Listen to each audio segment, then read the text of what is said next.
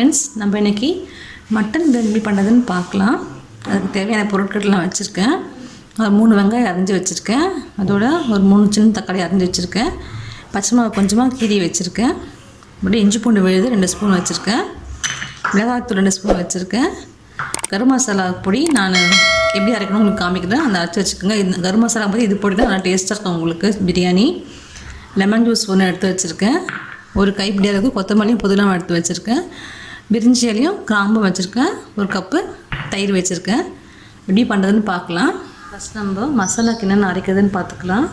அதுக்கு நான் கொஞ்சமாக பட்டை எடுத்திருக்கேன், கொஞ்சமாக கிராம்பு எடுத்திருக்கேன், ஸ்டார் எடுத்திருக்கேன், இந்த ஃப்ளவர் செடி இது எடுத்திருக்கேன், ஏலக்காய் எடுத்திருக்கேன், கசகசா எடுத்துருக்கேன். எல்லாமே நம்ம வறுத்து லேசாக வறுத்து பிடிச்சிப்போம். இந்த குழம்புக்கும் நல்லாயிருக்கும், பிரியாணிக்கும் நல்லா டேஸ்ட் கொடுக்கும் நமக்கு. வாங்க நம்ம லேசாக ஃப்ரை பண்ணிக்கலாம். இது எல்லாமே நம்ம போட்டு வறுத்துக்கலாம்.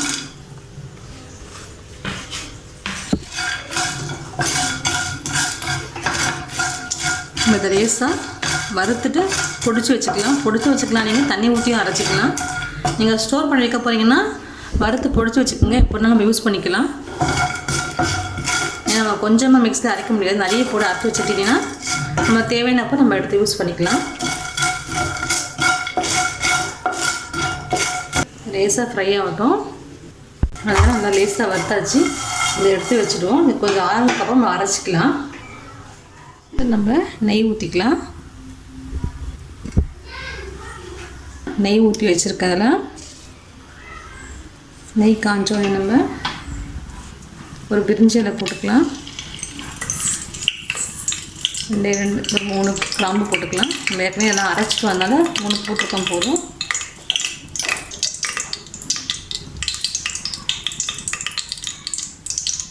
நம்ம அரிஞ்சு வச்சுருக்க வெங்காயத்தை போட்டுக்கலாம்.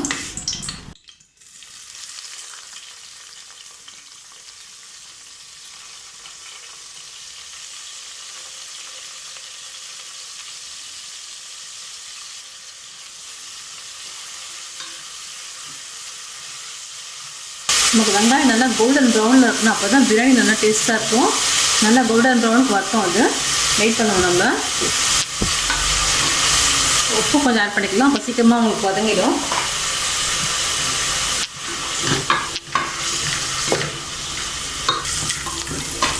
வெங்காயம் நல்லா வதங்கிடுச்சு. நமக்கு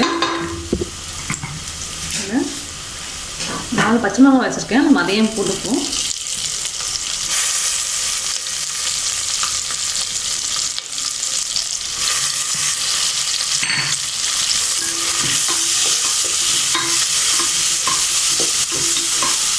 ரெண்டு ஸ்பூன் வச்சுக்க இஞ்சி பூண்டு விழுது, அதையும் நம்ம போட்டுக்கலாம். அதில்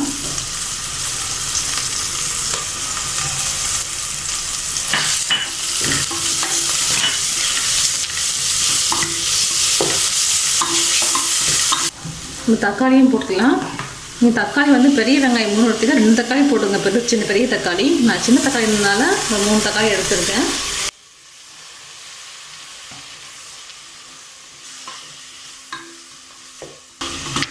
நல்லா வதங்கட்டும். நாம் எல்லாம் எடுத்து கொத்தமல்லியும் புதினாவும் போட்டலாம். ஒரு கை நான் கொத்தமல்லி எடுத்துருக்கேன். அதே அளவுக்கு புதினாவும் நம்ம போட்டுக்கலாம். நல்லா வதங்கட்டும்.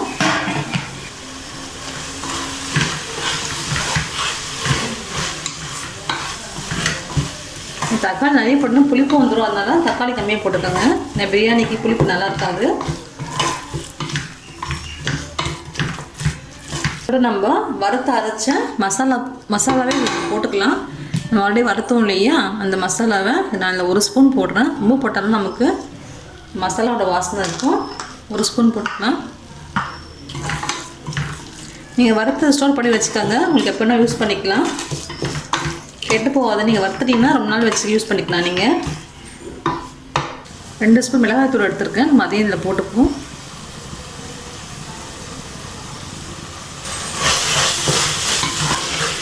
நம்ம கரம் மசாலாவுக்கு பார்த்திங்கன்னா நம்ம இதை வறுத்த அரைச்சிருக்கோம். அதனால் நம்ம கரம் மசாலா போடணும்னு அவசியம் இல்லை. இந்த மசாலாவே போதும். இது நல்ல டேஸ்ட் கொடுக்கணும் நம்ம பிரியாணிக்கு. நம்ம கறியை இதில் ஆட் பண்ணிப்போம். ஏற்கனவே நல்லா வேக வச்சு எடுத்துருக்கேன். 2 விசில் எடுத்துருக்கேன். நல்லா நீங்கள் கறி நல்லா பார்த்து வாங்கிக்கோங்க. எல்லாம் சார்ந்து நம்ம டேஸ்ட் கொடுக்கும் பிரியாணிக்கு.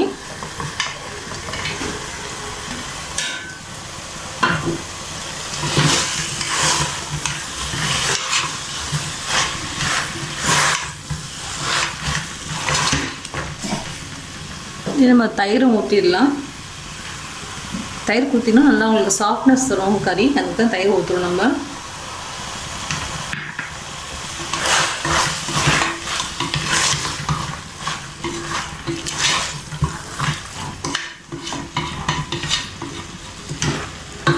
இதுலேயே நம்ம லெமன் ஜூஸையும் புழிஞ்சிக்கலாம். நான் ஒரு லெமன் எடுத்து புழிஞ்சு வச்சுருக்கேன். நம்ம அதையும் இதில் ஊற்றிடலாம்.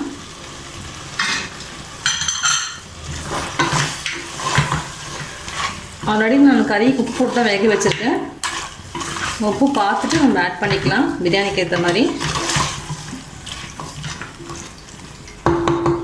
இதில் நம்ம அரிசி ஆட் பண்ணிக்கலாம். நான் இந்த கிளாஸில் 3 கிளாஸ் அரிசி எடுத்திருக்கேன்.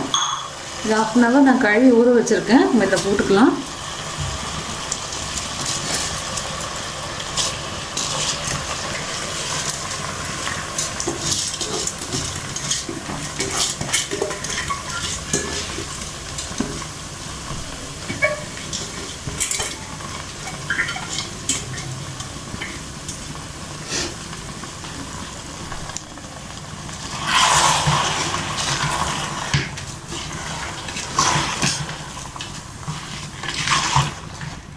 ஏற்கனவே கறி வேக வச்சு தண்ணி வச்சுருக்கேன். நம்ம அந்த தண்ணியை ஊற்றிக்கலாம்.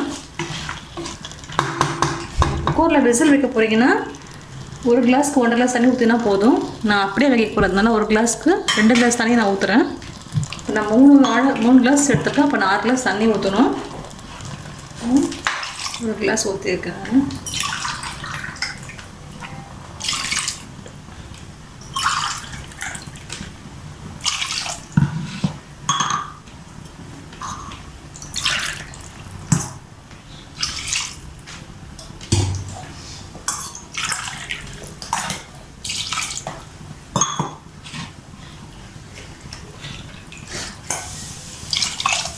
ஆறு கிளாஸ் தண்ணி நான் ஊற்றிருக்கேன். உப்பு காரெல்லாம் கரெக்டாக பார்த்துக்கலாம். உப்பு கொஞ்சம் பத்தலனா போட்டுக்கலாம். ஏன்னா நம்ம கறியும் இருக்குது, வெங்காயத்தையும் போட்டோம்.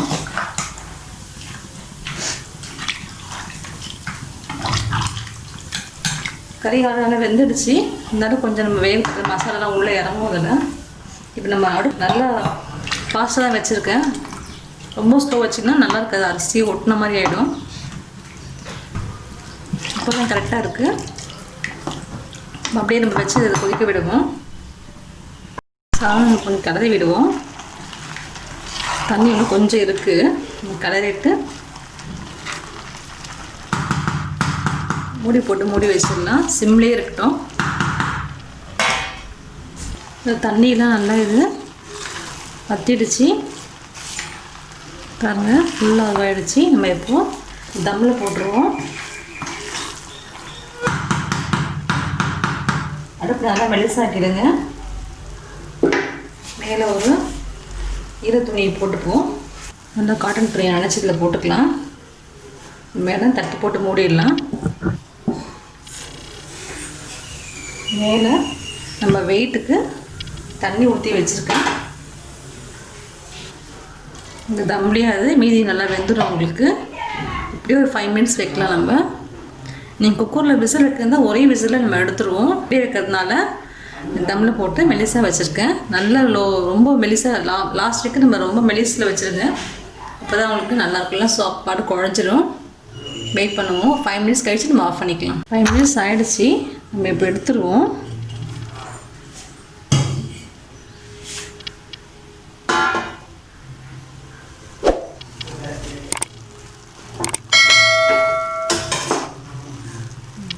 பிரியாணி ரெடி ஆகிடுச்சு. நல்லா வெந்துடுச்சு.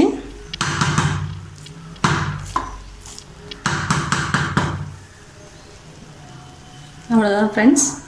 நீங்களும் இதை செஞ்சு பாருங்கள். உங்கள் கமெண்ட்ஸ் சொல்லுங்கள். தேங்க்யூ.